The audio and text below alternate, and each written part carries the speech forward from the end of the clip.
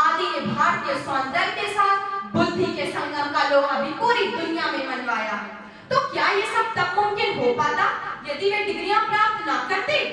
यह एक ऐसा पक्ष था जहां लोग विभिन्न क्षेत्रों में सुनहरी डिग्रियों को प्राप्त कर सम्मानजनक सुखी जीवन बिता रहे हैं। वहीं एक दूसरा पक्ष तो यह भी है जहां लोग डिग्रियां क्या प्राथमिक शिक्षा भी प्राप्त नहीं कर पाते हैं। भारत सरकार द्वारा जो सर्व शिक्षा अभियान लागू किया गया है, वहां लक्ष्य अभी पूरा नहीं हो पाया। हमारे यहाँ की 3/4 आबादी की किस्मत में ही सरकारी स्कूल है, जो सिर्फ और सिर्फ कक्षा 8 तक ही आरक्षित है। उस पर मेरे साथी कह रहे हैं कि वर्तमान शिक्षा प्रणाली डिग्रियों की टकसाल है। मेरे विचार से यह बिल्कुल गलत है। वास्तव में ये डिग्रियां तो लोगों की योग्यताओं को मापने का एक पैमाना होती है। इन डिग्रियों के अभाव में लोगों की योग्यता को मापना कठिन होगा। अंत में मैं यही कहना चाहूंगी कि एक परिवार की जिम्मेदारी सबसे सक्षम व्यक्ति को दी जाती है, देश की जिम्मेदारी सबसे योग्य व्यक्ति को दी जाती है। उसी प्रकार प्रकृति सबको चलाने की जिम्मेदारी युवा वर्ग को देती है, क्योंकि युवा वर्ग के अंदर सबसे ज्यादा कार्य करने की क्षमता होती है। जवानी में जागे तो जमाना क्या वो खिला पाएगा, खाक में मिल जाओगे जमाना क्या दिला पाएगा। धन्यवाद।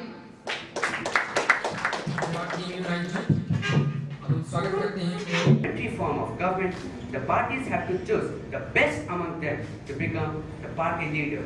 This is not necessary in presidential form of government. In parliamentary form of government, another positive feature is that they can directly engage the executive in debates, because both the executive and legislative are fused together. Whereas in presidential form of government, the executive and legislative are separated. As a result, they cannot directly engage the executive in debate. Statistics and evidence also favor parliamentary form of government.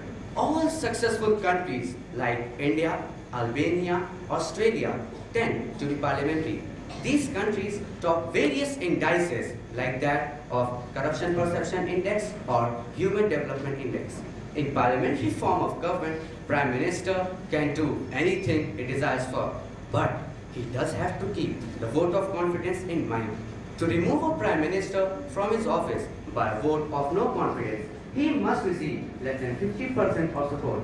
At last, I would like to conclude by saying that the government is a better working organ under parliamentary system, and in the times of the modern generation, we will get the help in time of crisis more rapidly and efficiently by parliamentary form of government. Thank you.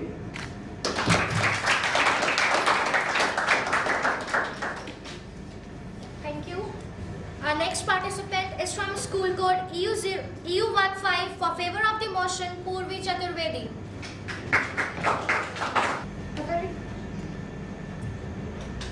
A very good morning to one and all present here. This is Purvi Chaturvedi standing here to propose the motion that says the presidential form of government is better than the parliamentary form. Franklin D. Roosevelt said that the purpose of a government is not only that the legitimate interests of a few are protected, but the welfare and rights of many are conserved. Before comparing different forms of government and putting forth my views about them, I would just like to convey that whatever types of administrative practices we see in different countries, the first and foremost goal they should strive for should be the betterment and the welfare of the citizens and the state. Now coming back to the topic, the chief merit I can see in the presidential form of government lies in the fact that it establishes a stable executive which does not depend upon the fluctuating will of the legislature. So, the policies are carried out without fear or favor, as well as there is a hard standard of administration.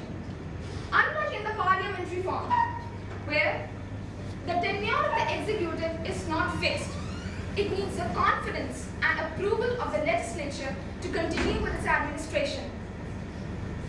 Secondly, in the presidential form of government, the total authority is concentrated in one hand, in the hands of the president. Since there is singleness of purpose, more vigor initiative and promptness than in the parliamentary form, there is absence of delay in taking decisions.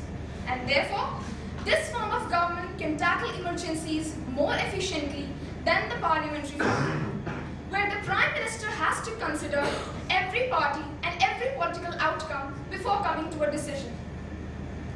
Now, if I talk about the selection of cabinet ministers, in the presidential form, the president has a wider choice, and he may appoint efficient people without any party affiliations, who are selected on the basis of their competence and not on the party basis. Whereas, in the parliamentary form, the ministers are selected on just for the sake of the politics and not on the basis of their merits. In the presidential form, the voters exercise direct control over an extremely powerful and influential official. Since the president is elected directly by the people, he is not expected to forget the popular burdens and benefits. Now, let's turn towards the parliamentary form. Here, we formally know the prime ministerial candidates, but we do not elect them directly. The executive and the legislature are separated in the presidential form of government. And this is held up as an advantage, as each branch may scrutinize the action of the other. Therefore, the policies are carried out without any fear or favor again. If I see this from the angle of parliamentary form of government, where the legislature is the dominating one, and the executive, as the executive, is bound to take every political consideration into account before coming to a decision. The executive is a part of the legislature here. So there's always a confusion of tyranny here, where the legislature will be a dominating one. Now, concluding, I just want to recall and remind everyone here that the country in which we take pride to live in, India, has adopted a democratic parliamentary form of government. United Kingdom, it is also the oldest democratic country and has also adopted a parliamentary form of government. I don't want to say anything against or favor right now. Rather, I would like to raise a question that if there are so many countries and so many people standing in the favor of a parliamentary form of government, and some are sitting here too, then why is that so that the USA has remained a superpower from a decade or so, and India is standing in the middle of nowhere in reality? Thank you.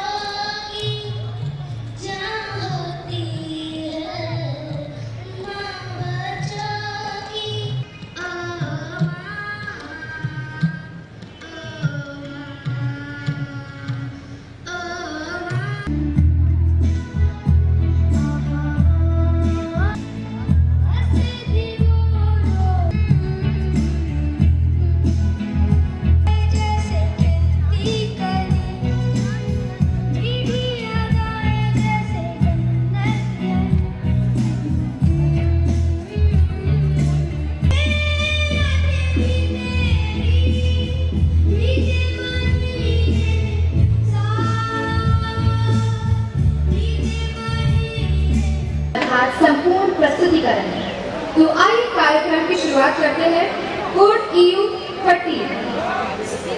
EU30 से। जोरदार तालियों से स्वागत कीजिए code EU30 का।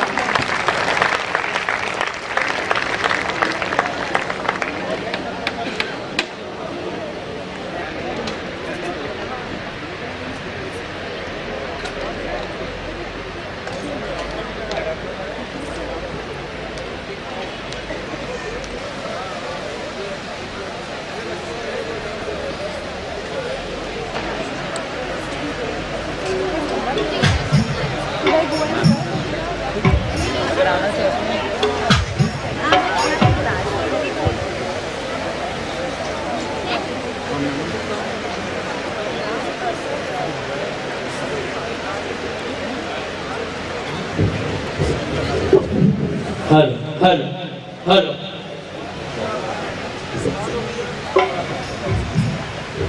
Hello